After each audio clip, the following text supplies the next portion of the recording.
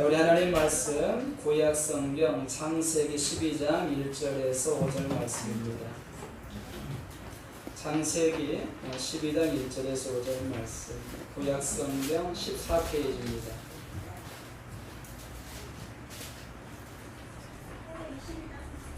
창세기 12장 1절에서 5절까지 말씀 우리 합독하시겠습니다. 자, 함께 합독합니다. 여호와께서 아브라함에게 이르시되 너는 너의 고향과 친척과 아버지의 집을 떠나 내가 내게 보여줄 땅으로 가라. 내가 너로 큰 민족을 이루고 내게 복을 주어 내 이름을 창대하게 하리니 너는 복이 될지라. 너를 축복하는 자에게는 내가 복을 내리고 너를 저주하는 자에게는 내가 저주하리니 땅의 모든 족속이 너로 말미암아 복을 얻을 것이라 하시니라. 이에 아브라함이 여호와의 말씀을 따라갔고 롯도 그와 함께 갔으며 아브라함이 하란을 떠날 때에 75세였더라. 아브라함이 그의 아내 사레와 조카 롯과 하란에서 모든 소유와 얻은 사람들을 이끌고 가나안 땅으로 가려고 떠나서 마침내 가나안 땅에 들어갔더라. 새로운 시작이라는 제목으로 하나님의 말씀을 함께 나누시겠습니다. 우리 한번 믿음으로 한번 우리 따라서 하실까요? 새로운 시작. 새로운 시작. 오늘 말씀을 붙잡고 우리 모든 성도님들이 새로운 시작이 되어지시기를 예수님의 이름으로 축원드립니다. 코로나19로 인하여 새로운 시작이 불가피하게 되었습니다. 하고 싶지 않아도 이제는 새로운 시작을 해야 되는 어떤 그런 시점이 되었습니다. 정치도 이제는 좀 새롭게 좀 시작을 해야 됩니다. 그래야 우리 국민들의 마음이 좀 시원해질 것입니다. 그리고 나라도 더 평안해지고 또 안정이 되어질 것입니다. 경제도 마찬가지입니다. 이 코로나19로 인해서 새롭게 시작하지 아니하면 경제 활동도 이제는 어렵게 되었습니다. 교육도 마찬가지지요. 새로운 시작이 되어지지 않게 되면 우리 학생들 교육받을 수 있는 환경이 되지 못합니다. 국가 차원에서도 마찬가지입니다.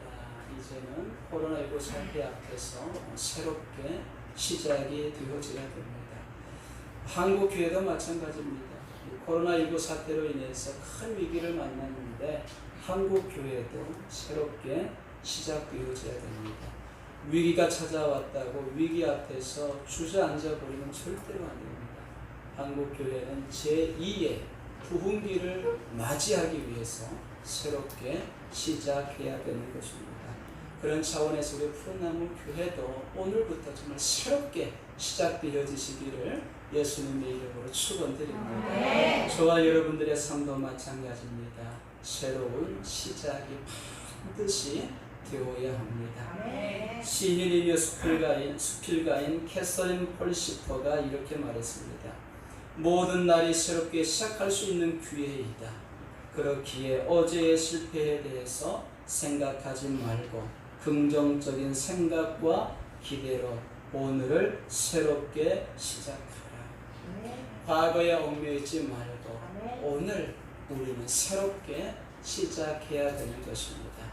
코로나19 사태 앞에서 우리가 무기력하게 주저앉아 있지 말고 우리는 오늘 새롭게 시작해야 하는 것입니다. 오늘 본문 말씀도 새로운 시작에 대해서 말씀하고 있습니다. 아브라함의 새로운 시작에 대해서 오늘 본문이 우리에게 말씀하고 있습니다. 그러면 어떻게 새로운 시작을 할 수 있을까요?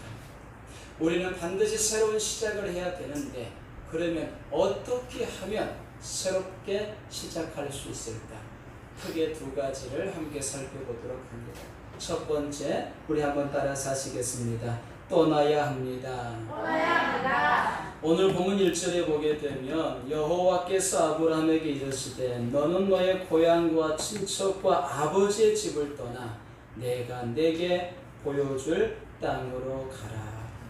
하나님께서는 아브라함에게 너의 고향과 친척과 아버지의 집을 떠나라고 말씀하고 있습니다. 그러면 하나님께서는 아브라함에게 왜 떠나라고 말씀하셨을까? 그것은 떠나야 새로운 시작을 할 수 있기 때문입니다. 자, 그러면 아브라함이 떠나야 할 고향과 친척과 아버지의 집은 어디일까요? 창세기 11장 31절에 보면 갈대아 우르라고 말씀하고 있습니다. 우리 말씀 함께 읽겠습니다. 데라가 그 아들 아브라함과 하란의 아들인 그의 손자 롯과 그의 며느리 아브라함의 아내 사레를 데리고 갈대아인의 우르를 떠나 가나안 땅으로 가고자 하더니, 아브라함이 떠나야 할 곳은 갈대아 우르였다라고 말씀하고 있습니다. 그러면 아브라함이 떠나야 할 갈대아 우르는 어떤 곳일까? 성경이 말씀하고 있는 아브라함이 떠나야 할 갈대아 우르는 어떤 곳이었습니까? 아브라함 당시 갈대아 우르보다 더 풍부하고 살기 좋은 곳은 없었습니다. 고대 국가에서 가장 살기 좋은 곳이 갈대아 우르였습니다.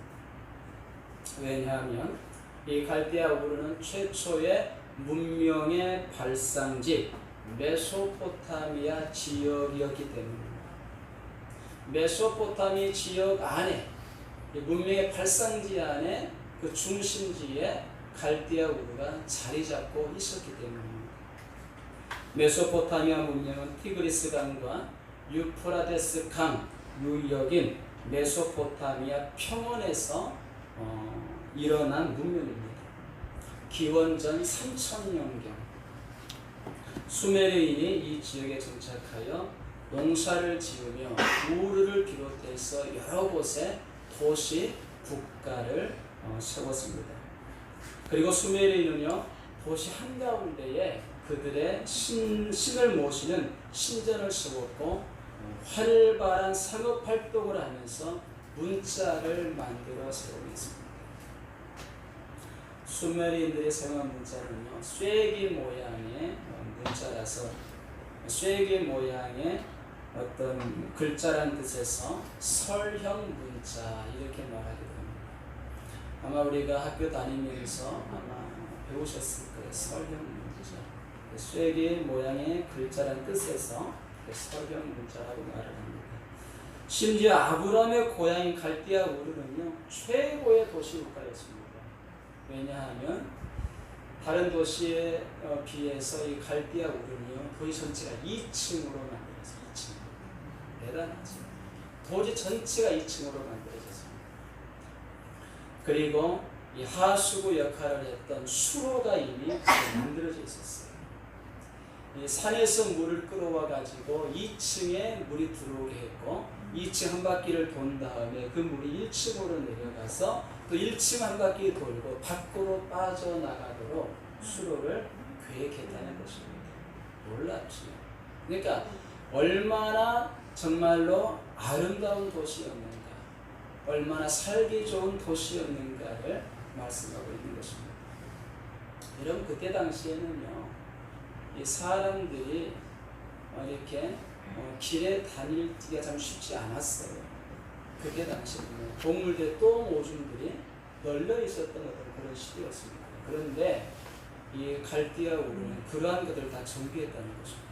깨끗하게 수로를 통해서. 여러분, 세계 역사를 보게 되면 한 18세기, 17세기, 19세기만 해도요, 여러분 길거리에 도시국가들 안에 이 말똥과 오불로 가득했습니다. 그래서 유럽에 가게 되면 특별히 집을 지을 때 어떻게 지었냐면 계단으로 한 2층, 3층 올라가게 집을 지었어요. 왜 그랬을까요? 이 말똥들, 어떤 그런 오물들이 길에 널려 있었기 때문에 그것을 피하기 위해서 계단을 2층, 3층 올려가지고 이렇게 집을 지었습니다. 그리고 여러분들 여성들이 신고 다니는 높은 하이힐이라 그러나요? 그게 언제 만들어진 줄 아십니까? 그때 만들어졌어요. 농담이고 실제 그래요. 이렇게 치마를 들고 어떤 오물을 피하기 위해서 높은 굽을 만들어가지고 신고 다녔던 것이 하이힐이었습니다. 근데 지금 그런 것도 유행이 되고 있는 거예요. 아, 제가 만들어낸 게 아니고 실제라니까, 실제. 하일의 역사가 그래요, 실제로. 그렇게 만들어진 거예요. 그러니까 갈대아 우르가 얼마나 살기 좋은 도시였는가를 우리에게 여러분 반증하고 있는 것입니다. 그런 것들을 보게 되면 요즘으로 말하게 되면 갈대아 우르는요, 계획 도시였습니다. 계획 도시. 우리 신도시를 계획해서 도시를 만들잖아요. 그와 마찬가지로 BC 3000년경에 2000년경에 이미 이 계획 도시가 만들어집니다. 그리고 갈대아 우르는요, 도서관도 있었습니다. 이것을 뒷받침하고 있는 것이 고고학자들이 발견된 수많은 점토 도서입니다. 점토 도서. 진흙 위에다가 서령 문자를 가지고 도서를 만들어가지고 그것을 도서관에 보관했다는 것이, 이 수만 점이 발견이 되었습니다. 유적을 통해서. 갈대아 우르는 요즘으로 말하면요, 사람들이 가장 살고 싶어하는 강남이나 분당이라고 볼 수가 있습니다. 그러니까 얼마나 갈대아 우르가 좋은 동네였는가, 아니 좋은 도시였는가를 우리가 알 수가 있는 거죠. 모든 것이 풍부하고 부족함이 없는 생활하기 최적의 도시가 갈대아 우르였습니다. 그런데 하나님께서 아브라함에게 이 갈대아 우르를 떠나라고 말씀하고 계시는 거예요. 그러면 하나님께서는 아브라함에게 왜 갈대아 우르를 떠나라고 말씀하셨을까?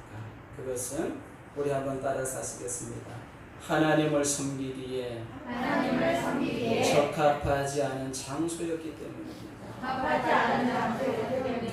하나님께서 갈대아 우르를 떠나라고 말씀하신 것은 선택받은 아브라함이 하나님을 섬기기에는 적합하지 않은 도시였어요. 그래서 하나님께서는 갈대아 우르를 떠나라고 말씀하셨던 것입니다. 왜냐하면 갈대아 우르는요, 국가가 섬기는 신을 모시는 신전이 있었고 개인들이 섬기는 우상들이 무려 3,600여 개, 발음이 잘 안 되는데 3,600개 이상이 되었어요. 개인들이 섬기는 우상이 3,600개 이상이 되었습니다. 이런 도시였기 때문에 아브라함이 하나님의 부르심을 받고 선택을 받았지만 그가 하나님을 섬기기에는 너무나 부적절한 도시였다는 것입니다.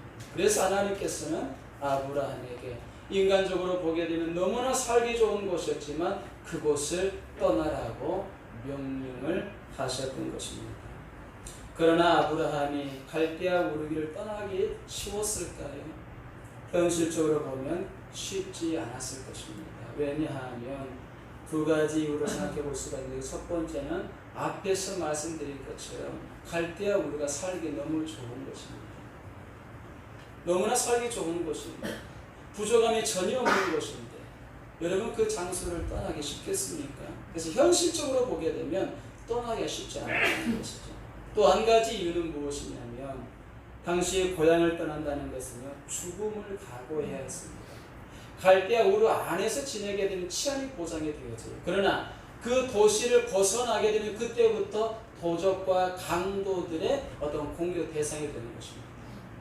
그래서 갈대아 우르를 떠난다는 것은 죽음을 각오해야 되는 거예요. 이런 이유들 때문에 아브라함이 하나님의 말씀이었지만 그 말씀에 따라 갈대아 우르를 떠나기가 쉽지 않았다는 것입니다. 그런데 놀랍게도요, 아브라함은 갈대아 우르를 떠났다라고 오늘 성경은 우리에게 말씀하고 있습니다.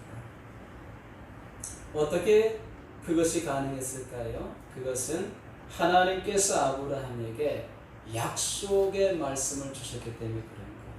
우리 한번 따라서 하실까요? 약속의 말씀을 주셨다. 약속의 말씀을 주셨다. 떠날 수 없는 현실이었지만, 떠나기는 너무나 두려운 어떤 상황이었지만 아브라함이 하나님의 말씀에 순종하여 갈대아 우르를 떠날 수 있었던 것은 하나님께서 아브라함에게 약속의 말씀을 주셨다는 것입니다. 우리 창세기 12장 1절 2절 말씀 우리 함께 읽겠습니다. 우리 화면을 보면서 읽겠습니다. 내가 내게 보여줄 땅으로 가라. 내가 너로 내 이름을 창대하게 하리니 너는 복이 될지라. 하나님께서는 아브라함에 네 가지를 약속하고 계시죠. 그 첫 번째가 무엇입니까? 땅을 약속하고 있습니다. 내가 내게 보여줄 땅으로 가라.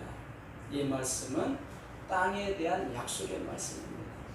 그리고 2절에 보게 되면 큰 민족을 약속하고 있습니다. 내가 너로 큰 민족을 이루고.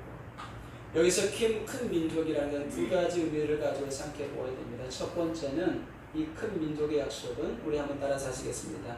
자녀에 대한 약속입니다. 여러분, 아브라함에게 있어서 부족함이 있었다고 하면 무엇이었을까요? 자녀였어요. 그런 하나님의 부르심을 받을 때까지 그는 자녀가 없었어요. 그가 3,600개나 되는 우상들을 숨겨보았지만 그에게는 뭐가 없었어요? 자녀가 없었어요. 근데 하나님께서 아브라함에게 지금 자녀를 약속하고 계시는 거예요. 이보다 더 큰 축복이 없는 거죠. 그래서 아브라함은요, 이 약속의 말씀을 붙잡고 갈대아 우르를 떠날 수 있었다는 것입니다. 이 큰 민족이라는 것 또 한 가지 의미가 있는데 그것은 우리 한번 따라서 하시겠습니다. 국가에 대한 약속입니다. 큰 민족을 이루게 하시겠다. 이 말씀도 국가에 대한 약속을 하나님께서 하고 계십니다. 그래서 3절에서 하나님께서는 이렇게 말씀하고 있는 것입니다. 함께 읽겠습니다. 너를 축복하는 자에게 내가 복을 내리고 너를 저주하는 자에게는 내가 저주하리니. 아멘. 지금은요, 유엔이 인정하면 이게 국가로 인정받게 되는 것입니다. 유엔이 인정하면 국가로 인정을 받아요. 이스라엘도 1945년에 어떤 독립했을 때에 유엔이 국가로 인정해 주었기 때문에 국가가 되어진 거예요. 만약에 유엔이 인정하지 않게 되면 여러분 국가라고 부르지 않습니다. 근데 지금은 유엔이 인정하면 국가로 인정이 되어집니다. 근데 아브라함 시대, 고대 시대에는 유엔이 없었잖아요. 그럼 누가 인정해 줘야 될까요? 주변 강대국들이 인정해 줘야 됩니다. 주변 강대국들이 인정해 주게 되면 신흥 국가로 형성이 되어지는 거예요. 근데 주변 강대국들과 새롭게 세워지는 국가 사이에 어떤 이 체결을 하게 되는데 그 체결이 무엇인가 하면 봉신국 체결입니다. 봉신국 체결. 이게 무엇이냐 하면 신흥 국가가 우리 신하의 나라로서 그다음에 강대국을 왕의 나라로 섬기겠습니다. 이런 체결이에요. 이런 체결을 하면서 또 한 가지 체결을 하게 되는데 그것이 무엇이냐면 상호 방위 조약을 하게 됩니다. 그러니까 전쟁이 일어나게 되면 서로 도와준다는 거죠. 상호 방위 어떤 조약을 맺게 됩니다. 그러면서 강대국들이 신흥 국가들에게 이런 약속을 해요. 너를 축복하는 자에게는 내가 복을 내리고 너를 저주하는 자에게는 내가 저주하리니. 이런 어떤 약속을 하게 되는 것입니다. 해쪽 속의 문헌에서 이게 발견이 되어졌어요. 히타이트족이라고 하나요? 해쪽 히타이트족. 히타이트족 속의 문헌에서 이게 발견이 되었습니다. 그러니까 하나님께서 아브라함에게 너를 축복하는 자에게는 내가 복을 내리고 너를 저주하는 자에게 내가 저주하리니 이렇게 말씀하실 때 아브라함은 어떤 의미로 받았을까요? 하나님께서 나에게 국가를 형성하게 해주시는구나, 이런 의미로 받은 거예요. 그래서 아브라함이 두려움을 이겨내고 또 갈대아우로 너무나 살기 좋은 곳이지만 그 장소를 떠날 수가 있었다는 것입니다. 그리고 또 한 가지 의미는 무엇일까요? 너를 축복하는 자에게 내가 복을 내리고 너를 저주하는 자에게 내가 저주하는, 이 말씀 속에는 누가 보호하시겠다는 거예요? 하나님께서 보호하시겠다는 약속의 말씀인 것입니다. 강도의 위협, 도적의 위협, 짐승의 위협이 있을 수밖에 없다 그랬죠. 떠나게 되면. 근데 하나님께서 그 강도의 위협과 도적의 위협과 짐승떼들의 위협으로부터 누구를 지켜주신다는 거예요? 아브라함을 지켜주시겠다는 약속의 말씀인 것입니다. 그래서 아브라함은 이 말씀을 듣고 갈대아 우르를 떠날 수가 있게 된 것입니다. 그리고 하나님께서 세 번째로 약속한 것이 무엇입니까? 이름의 창대함입니다. 제가 지금 말씀을 전하면서 아브라함 이렇게 말씀을 지금 전하고 있지만 오늘 본문에서는 이름이 어떻게 기록되어 있어요? 아브람이라고 기록되어 있지요. 아브람.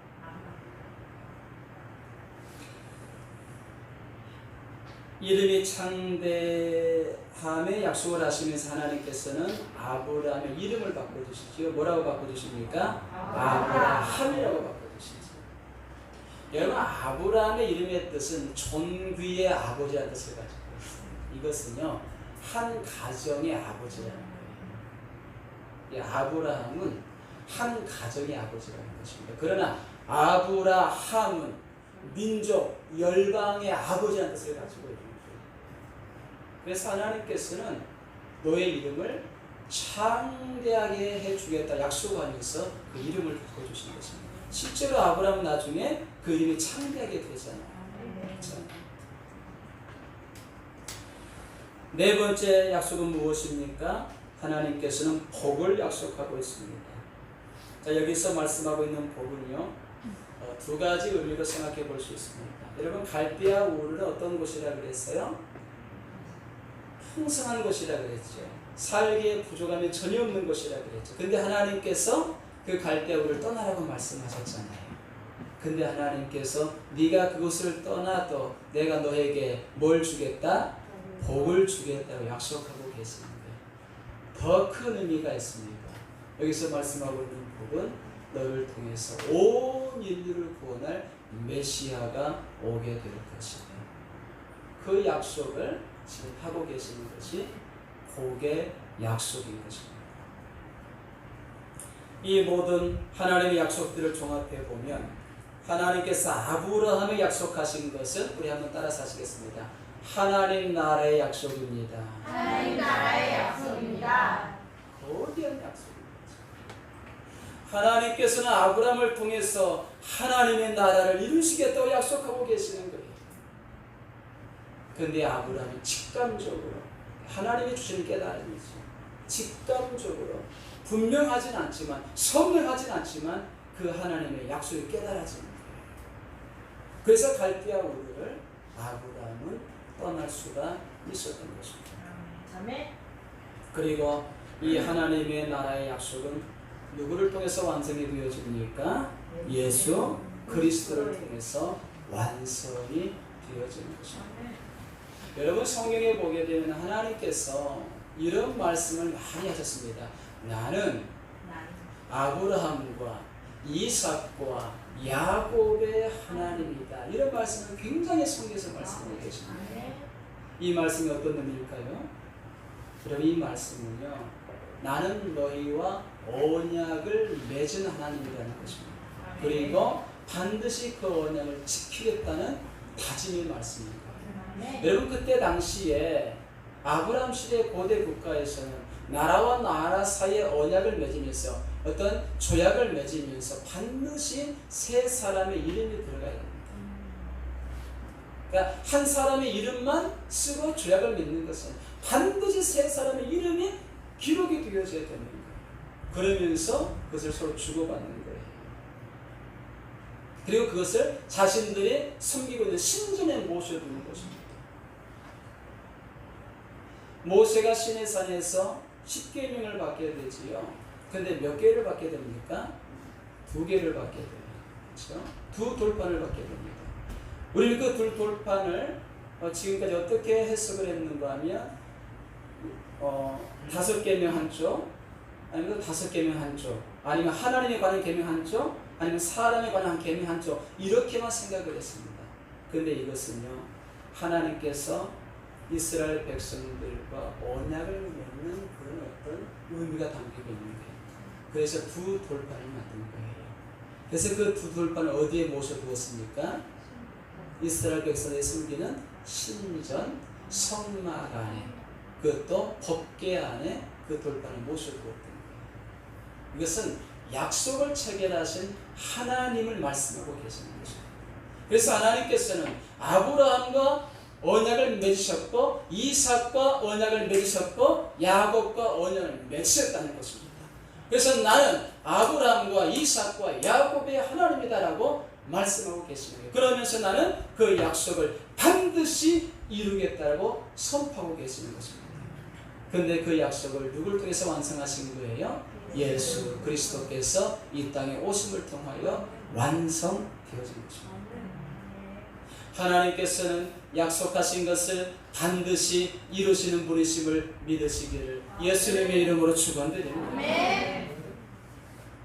하나님께서 성경을 통해서 우리에게 수많은 말씀으로 약속해 주셨습니다.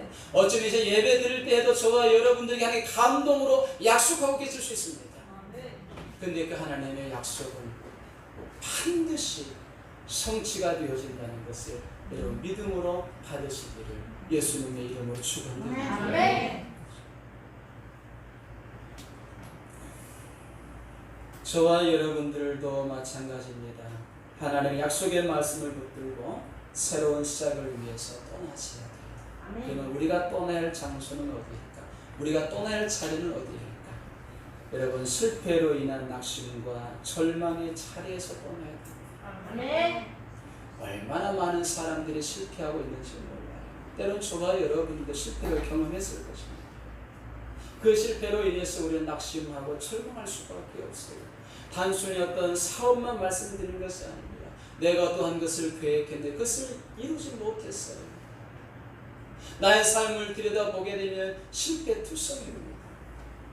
그러한 것들로 인해서 우리는 낙심과 절망 속에 여러분 정말 빠져 있을 수밖에 없다는 것입니다. 그런데 하나님께서 오늘 본문의 말씀을 통해 저와 여러분들에게 말씀하고 계십니다. 너희는 실패로 인한 낙심과 좌절에서 절망에서 떠나라고 말씀하고 계십니다. 그리고 우리는 죄악과 불신앙의 자리를 떠나야 합니다.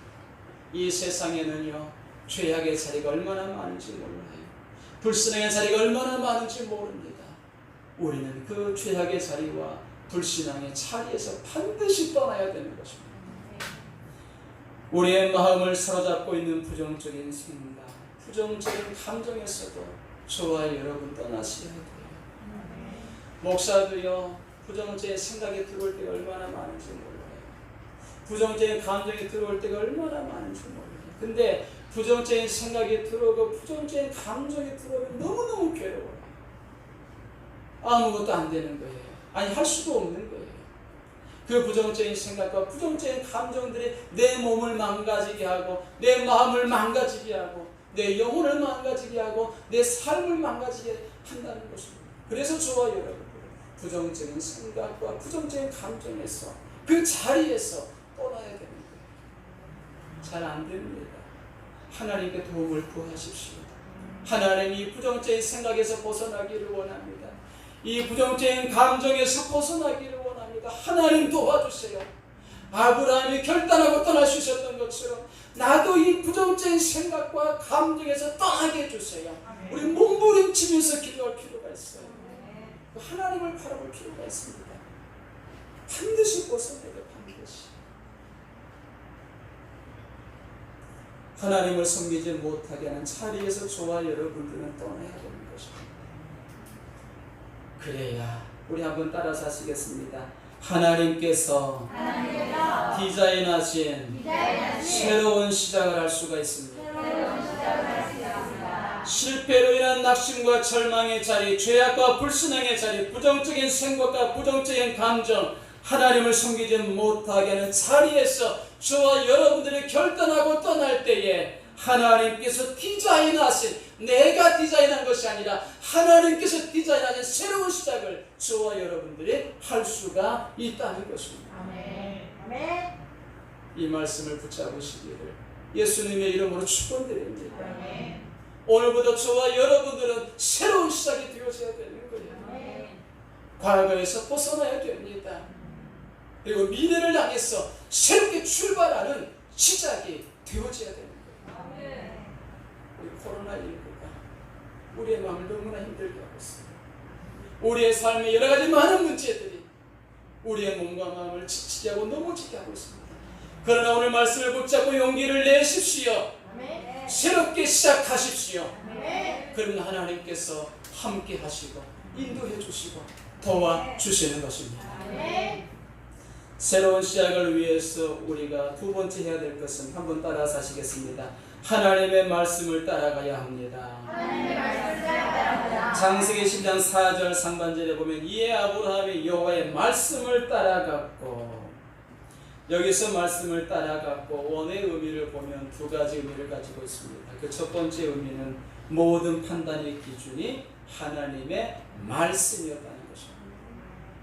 아브라함이 무엇인가를 판단할 때에 그 판단의 기준이 하나님의 말씀이었다는 것입니다.